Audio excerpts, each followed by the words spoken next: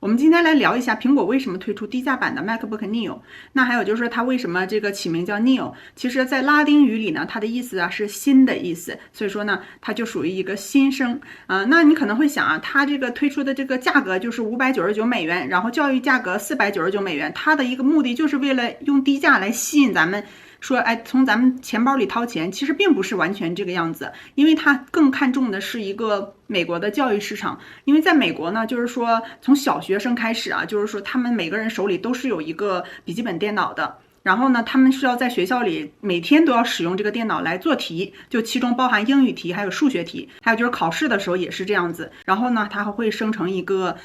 报告，能看到你的就是哪一块掌握的牢固还是不牢固，哪一块知识就是比较欠缺。所以说呢，这个就是小朋友们每天都要用的这个电脑。所以这也就是说，美国的教育高校他们的采购的门槛呢也是卡得很死，因为呢，它大概的这个价格呢就是在这个$500左右的这个价格。然后呢，因为有些地区呢还是说便宜一点，可能$250到$350，然后他们用的就是 Google 的这个 Chromebook 的这个笔记本电脑。还有一些呢就是进阶一点的，他们可能是用的 iPad， 然后他们这儿的预算呢就是$350到$500左右。其实啊，这个苹果就是看中了这个市场，因为什么呢？那小朋友们都一直在用的是 Google 的这个系统，那将来会怎么样？他们就习惯了，习惯性可能就是长大以后是不是也可能会考虑就买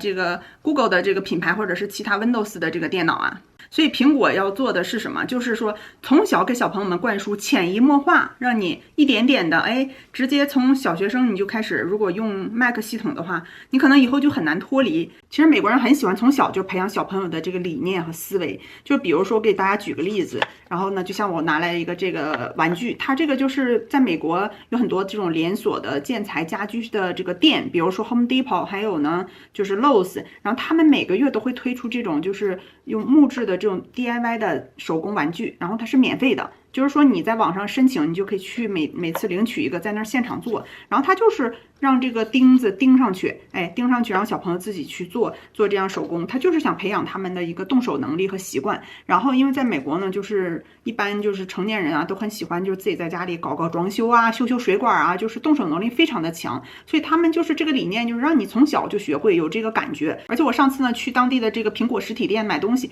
然后我发现啊，他们其实是每个月会推出，也是有针对小朋友的这种免费的，有老师在前面给你讲用这个 iPad 然后制作这些动画呀然后还有就是画一些东西啊，就是给你慢慢的培养你对 iPad 的这个兴趣爱好，然后呢教你制作一些什么东西，配音呐，然后有录一点小视频啊等等，就是一些有趣的东西。所以他们真的就是在这方面花的这个功夫还蛮多的，而且还每个人给发一个 T 恤，免费的 T 恤。那其实苹果就是想来分这个美国教育市场的这块大蛋糕，因为这个真的是太诱人了。那还有第二点呢，就是苹果盯准了这个印度啊、东南亚啊这种低收入的国家，那可能他们有些人就是从来都没有使用过 Mac 电脑，那这样的话一来